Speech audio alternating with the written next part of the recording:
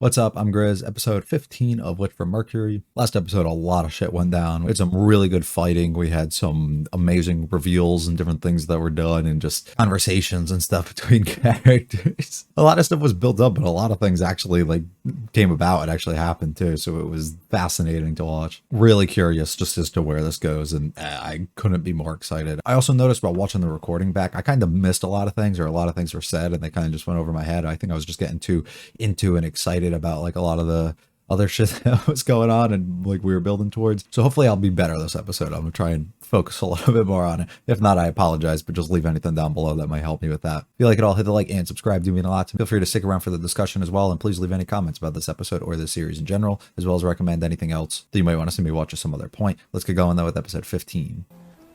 Gonna get some Earth people background story maybe. Or is the attack on Earth going to happen here?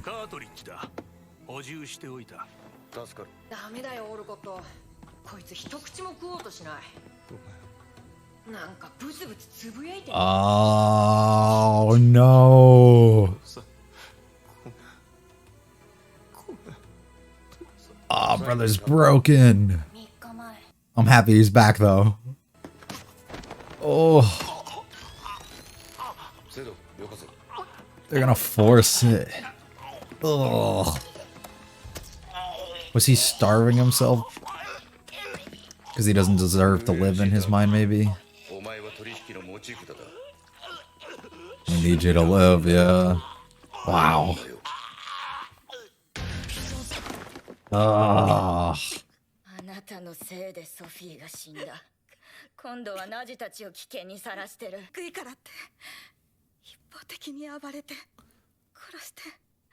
For no reason.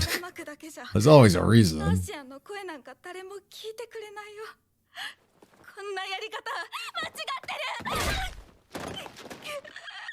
You could say that all you want, but you weren't so helpful.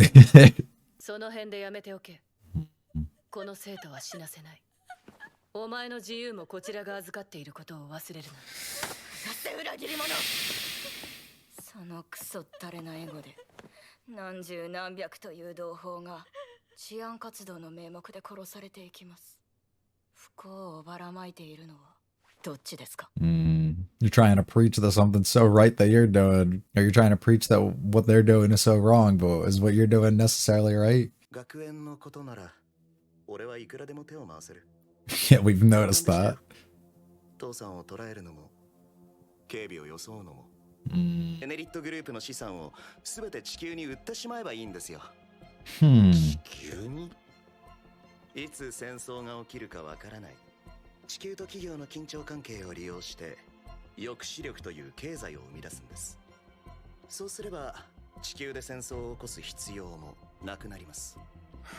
Interesting.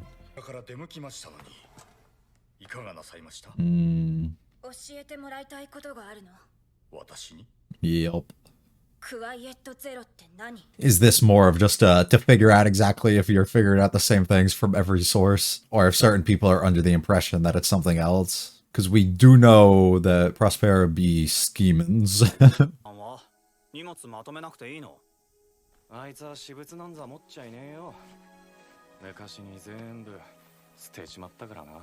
Who needs personal belongings? You can get in and out of when you need to. Huh. Wow.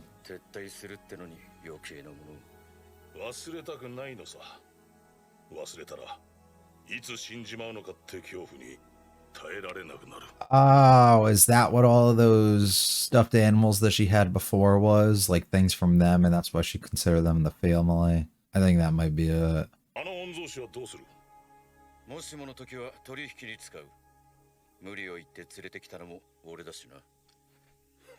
Oh. I'm hoping we get that. Here we go.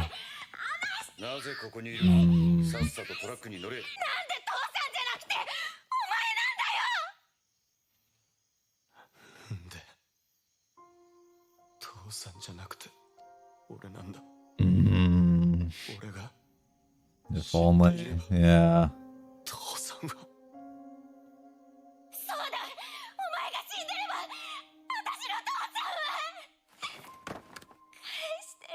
But he's so powerless too. Like he's the guilt of him being the one alive, but also of having to bear the fact that he killed his own dad. Like,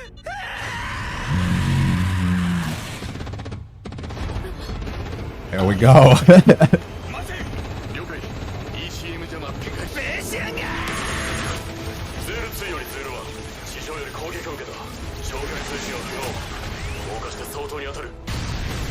Wow.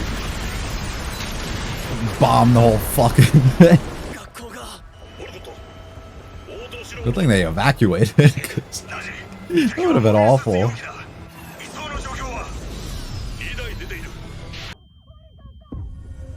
Oh.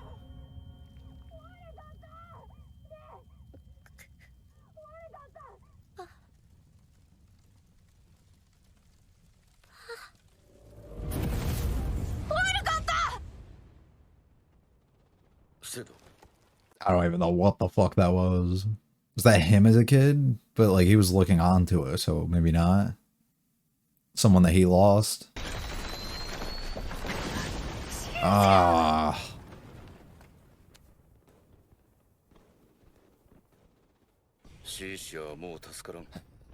This is why they grow up and hold so much resentment for the others. Because there's shit like this and then they can easily blame it on them. Yeah, where's our boy? Is he good? She's still up.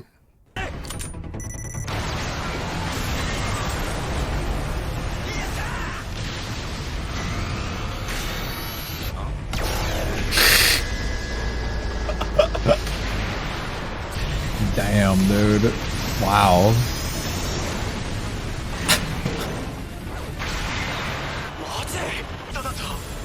Oh.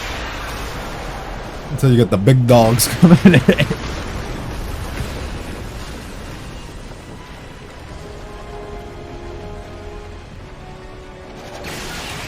Right through you.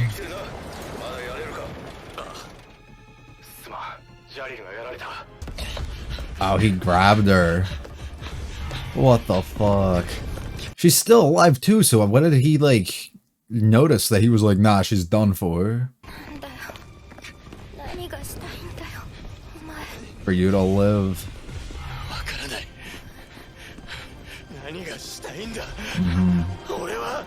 Just doesn't want other people to die.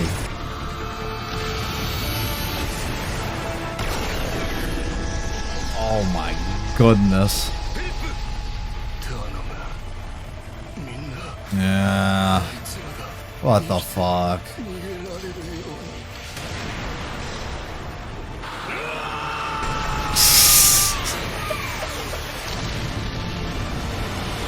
Feel the rage with it. Jesus fuck.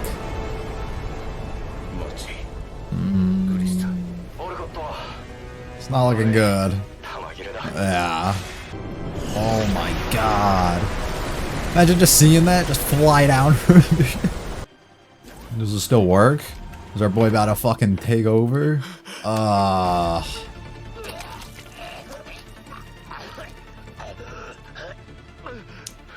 It's still on. Yeah. My boy's about to fucking... Oh. What a guy.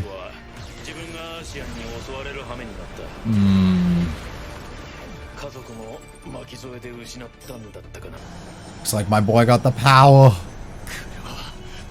Oh.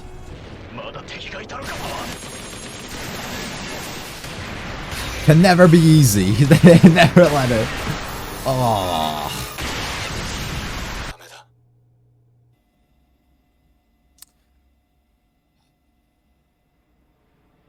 Let my boy catch a fucking break, dude.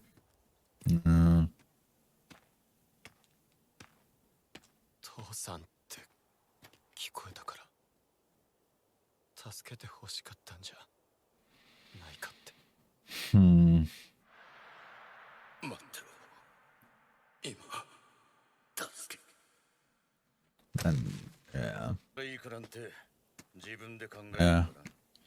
Find your own path, brother, on what exactly you want. His entire life he's kind of just followed behind what his dad wanted too, right? 何これ以上なくしたくないんだ俺と父さんをつなぐもの Keep it going strong, brother. Turn that new page. 法案はささやかなものでした Okay, finally continuing. その提唱に賛同した一人がデリング・レンブラン So that was her mom, right? ずっとクソ親父の政略結婚だと思ってた。 I think so, yeah. 人間性の回帰を総裁は強硬手段をもってしても強く求められましたこう言えばいいのに。敵や造反は後を絶ちませんでしたからようやく分かってきたわ。クソ親父が花嫁ゲームを仕組んだ理由。力のある人間に嫁がせれば一番安全だとでも考えたんでしょ。クワイエットゼロのカモフラージュも含めてね。 So something in the foreground to make him continue to work towards what he truly wanted to achieve in the back without having to have eyes or focus really on him and more so on her and the situation and the things that he was setting up there. At least that's kind of how I'm feeling like it was set up.